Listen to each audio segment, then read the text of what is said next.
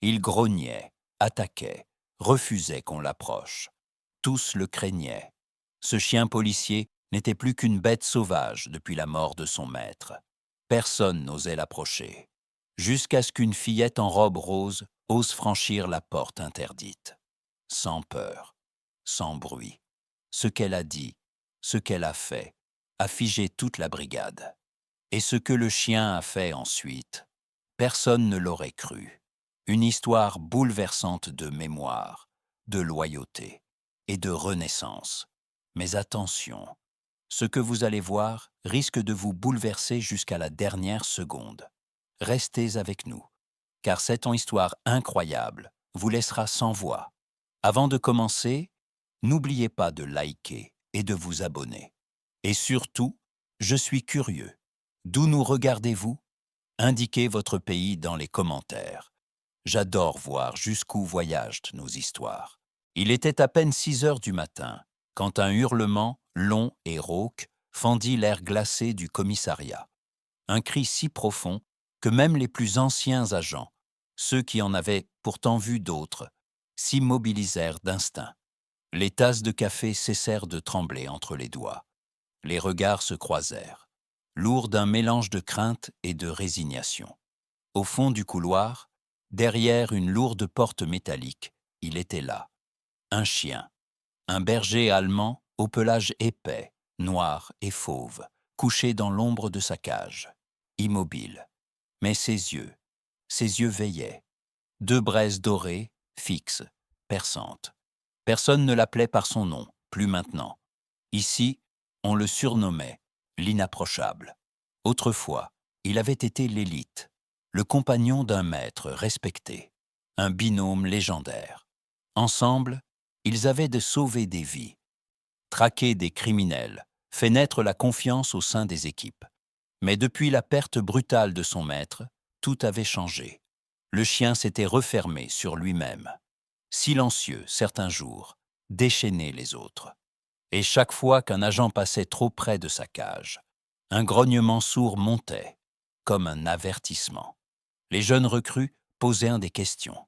Les anciens répondaient par des silences. Tout le monde savait qu'il n'était plus qu'un fragment de ce qu'il avait été. Un corps puissant, habité par un esprit en ruine. Mais dans ce silence, entre les murs froids et les néons fatigués, une autre question flottait dans l'air. Et si, derrière cette colère, il restait encore quelque chose d'humain, quelque chose d'abîmé, mais pas éteint. On l'appelait Rex, un nom simple, presque banal. Mais derrière ce nom se cachait une légende, brisée. Depuis la mort de son maître, Rex avait connu 5 commissariats, 5 transferts, 5 tentatives et 5 échecs. À chaque nouvelle affectation, les espoirs renaissaient. Peut-être qu'ici, il ira mieux, disait-il. Mais très vite, la réalité les rattrapait. Le chien refusait de manger, d'obéir, de se laisser approcher. Et surtout, la nuit, il hurlait. Un hurlement long, plaintif, presque humain. Comme s'il appelait une présence disparue. Comme s'il cherchait désespérément une voix qu'il ne retrouverait jamais. Cette voix, c'était celle de son maître. Un homme tombé en service lors d'une intervention à l'étranger. Depuis ce jour-là, quelque chose s'était brisé dans Rex. Pas seulement une routine, pas seulement une habitude, mais un lien, une moitié de lui-même. Les rapports parlaient d'un animal dangereux, instable, irrécupérable. Mais aucun dossier ne racontait ce qu'il vivait quand les lumières s'éteignaient, quand le silence revenait, quand il posait sa tête contre le sol glacé et fermait les yeux, espérant entendre, juste une fois encore, ce nom murmuré dans l'obscurité. Le commissaire principal, un homme droit mais fatigué, avait lu chaque rapport. Il avait vu chaque tentative échouer. Et pourtant, ce soir-là, en observant Rex derrière la vitre, il murmura simplement « une dernière chance », juste une. Mais tous savaient ce que signifiait ce mot. Dernière. S'il échouait encore, le rideau tomberait, définitivement. Et dans le fond du chenil, Rex se leva lentement, les oreilles à l'affût, comme s'il avait senti que quelque chose allait changer. Ce matin-là, la porte du commissariat s'ouvrit doucement sur une silhouette que peu reconnurent immédiatement. Une jeune femme, la trentaine discrète, aux traits tirés mais dignes. À ses côtés, une petite fille, 6 ans à peine, une robe rose pâle flottant autour de ses jambes, et un vieux nounours dans les bras. « Bonjour, je suis Émilie. Mon mari était policier ici. » Un silence respectueux s'installa aussitôt. Un agent hocha doucement la tête. « Oui, Daniel, on ne l'a jamais oublié. » Émilie sourit faiblement. « Je voulais juste montrer à notre fille où son père travaillait. » Lily, la petite, resta silencieuse. Elle observait tout autour d'elle, ses grands yeux remplis d'une curiosité silencieuse. Le bruit des pas, les uniformes, les bureaux encombrés, et au fond, un couloir faiblement éclairé. Pendant que sa mère échangeait quelques mots avec les agents, Lily s'éclipsa, silencieuse, lente, attirée par quelque chose, ou peut-être par quelqu'un. Ses petits pieds la menèrent jusqu'à une porte grise, massive, légèrement entr'ouverte. Derrière, un souffle rauque, un frisson parcourut l'air. Elle s'arrêta, serra un peu plus fort son nounours, puis, sans réfléchir, poussa la porte d'un geste innocent. Derrière elle, un agent leva les yeux. « Où est votre fille ?» demanda-t-il doucement. Émilie se retourna, ses yeux s'agrandirent d'un coup. Lily, mais la fillette n'entendait plus rien. Elle était déjà au bout du couloir, devant une cage, et derrière les barreaux, 2 yeux dorés qui la fixaient. Lily s'approcha doucement, pas après pas, ses petites chaussures caressaient le sol froid. Le silence semblait s'épaissir autour d'elle, comme si même l'air retenait son souffle. Derrière les barreaux, la bête était déjà debout, corps tendu, museau bas, oreilles dressées. Un grognement profond monta de sa gorge. Une alarme animale. Un avertissement. Dans la salle de surveillance, les agents s'agitèrent. « Non, non, ouvrez pas cette porte !» Qui a laissé cet enfant passer? Mais elle ne s'arrêtait pas. Elle s'avança encore, jusqu'à n'être plus qu'à 1 mètre de la cage. Elle leva les yeux vers lui, sans peur. De ses lèvres, à peine un souffle. « Tu n'es pas méchant, je le sais. » Rex grogna plus fort. Ses griffes raclèrent le sol. Ses muscles vibraient, mais Lily ne bougeait pas.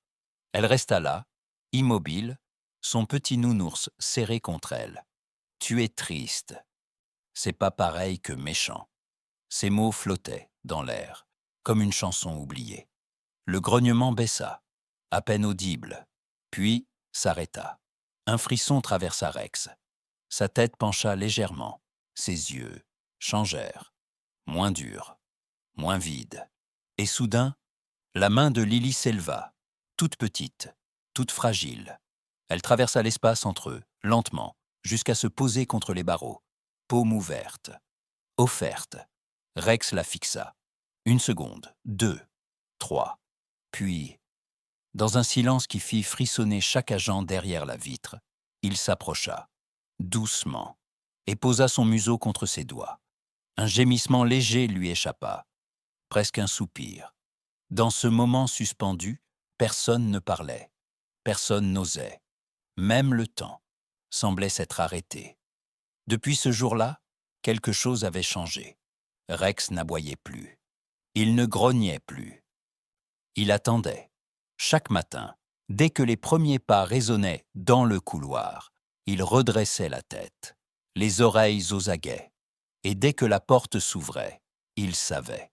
C'était elle. Lily entrait, toujours en robe claire, nounours sous le bras, sourire tranquille. Et Rex se levait, docile, présent, comme s'il n'avait jamais été cette bête dont tout le monde parlait. Elle lui parlait comme à un ami. Elle dessinait sur des feuilles qu'elle collait contre la cage. Un soleil, une maison, 3 silhouettes. Une femme, une petite fille et un chien. Rex l'écoutait, silencieux, et chaque fois qu'elle posait la main contre le métal, il répondait par un frôlement doux de sa truffe, comme un rituel secret entre eux. Un après-midi, l'officier Marcus, en rangeant de vieux dossiers dans une armoire oubliée, tomba sur une enveloppe froissée. À l'intérieur, une photo. Un homme en uniforme, accroupi à côté d'un jeune chien, le regard fier, et dans ses bras, une toute petite fille, à peine âgée de quelques mois. Ses yeux, son sourire, c'était Lily. Marcus resta figé. Au dos, une inscription à l'encre passée. Rex, partenaire fidèle. Avec amour, Daniel. Le père de Lily, le maître de Rex. Marcus leva lentement les yeux vers la vitre du chenil, où Lily riait doucement, et Rex l'écoutait comme on écoute une voix familière, une voix qu'on n'a jamais oubliée. Et soudain, tout prit sens. Rex n'avait pas perdu son passé. Il l'avait gardé, caché, douloureux, jusqu'à ce qu'un visage d'enfant, un parfum, un timbre, le fasse ressurgir. Il n'attendait pas qu'on l'apprivoise. Il attendait qu'on le retrouve. La nuit était lourde, l'air chargé d'électricité. Le tonnerre éclata soudain au-dessus de la ville, secouant les vitres du commissariat. Dans le chenil, Rex se leva d'un bond. Son souffle s'accéléra. Ses yeux fous cherchaient quelque chose, quelqu'un, un souvenir, une voix. Un autre éclair zébra le ciel. Puis, un grondement, plus profond, plus ancien, celui de cette nuit-là, celle qu'il n'a jamais oubliée. Rex tourna sur lui-même, griffes claquant contre le sol. Son corps tremblait. Il poussa contre la porte, grogna, bondit, et dans un fracas métallique, la serrure céda. Quelques minutes plus tard, dans une rue détrempée en périphérie, une voiture peinait à redémarrer. Les essuie-glaces luttaient contre le rideau de pluie. À l'intérieur, Émilie et Lily. « Maman, regarde !» Sur le bas-côté, une ombre. Un chien. Droit. Immobile. C'était Rex. Il aboya, une fois, fort, urgent. Puis se retourna et courut vers le bois. Lily ouvrit la portière sans réfléchir. « Il veut qu'on le suive. »« Lily, non !» cria Émilie en sortant sous la pluie. La fillette courait déjà, suivant les aboiements entre les troncs. La boue, les branches, la nuit, tout devenait flou. Puis, un craquement, un bruit sourd, un arbre. Lily glissa. Son pied se coinça. Elle cria. Et Rex surgit. D'un bond, il attrapa sa veste entre ses crocs. Il tira, gronda. Griffes plantées dans la terre. Il recula, centimètre après centimètre. L'arbre bascula lentement dans leur dos, prêt à tomber. Dans un ultime effort, Rex la projeta hors de danger.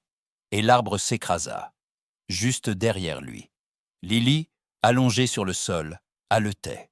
Elle ouvrit les yeux. Rex était là, trempé, épuisé, et une entaille profonde zébrait son flanc. Le sang se mêlait à la pluie. Des gyrophares bleus illuminaient les arbres humides. Rex gisait à l'arrière du véhicule d'intervention, enveloppé dans une couverture trempée, son flanc bandé à la hâte. Chaque respiration était un combat.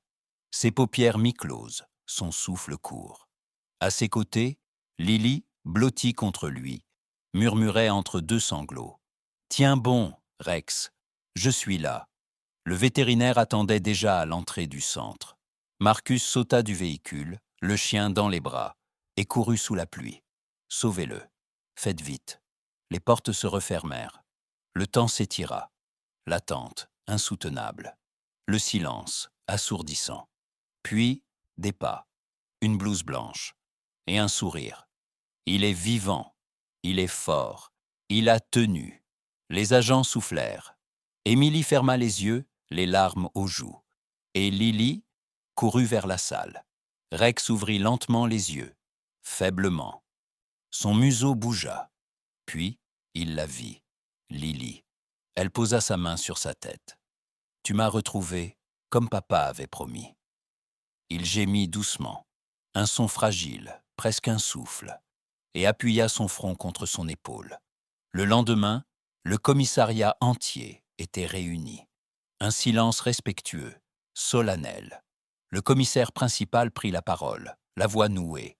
Aujourd'hui, nous honorons un être exceptionnel, pour avoir sauvé une vie, pour sa loyauté indéfectible.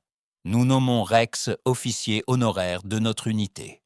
Les applaudissements furent timides, puis forts, puis debout. Dans un coin, Rex reposait, entouré de fleurs et de sourires. Plus personne ne le craignait. Plus personne ne l'appelait l'inapprochable. Il était, enfin, redevenu lui-même. Le printemps s'était installé sans bruit. Devant le commissariat, une petite foule s'était rassemblée. Rien de grand, rien d'officiel. Juste des visages familiers, des collègues, des amis.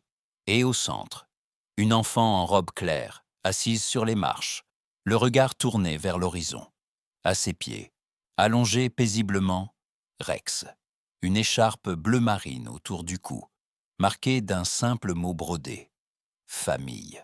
Lily caressait doucement son pelage, le visage calme. « Tu sais, murmura-t-elle, papa disait toujours qu'un héros, ce n'est pas celui qui aboie le plus fort, mais celui qui n'abandonne jamais. » Rex releva les yeux vers elle.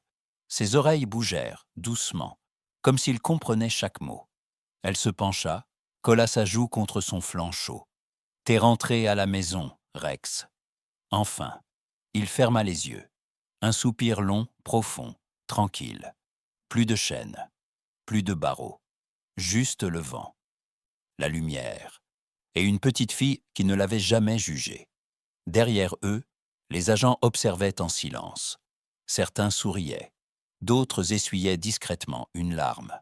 L'histoire de Rex allait rester, pas comme celle d'un chien dangereux, mais comme celle d'un cœur brisé, guéri par l'innocence.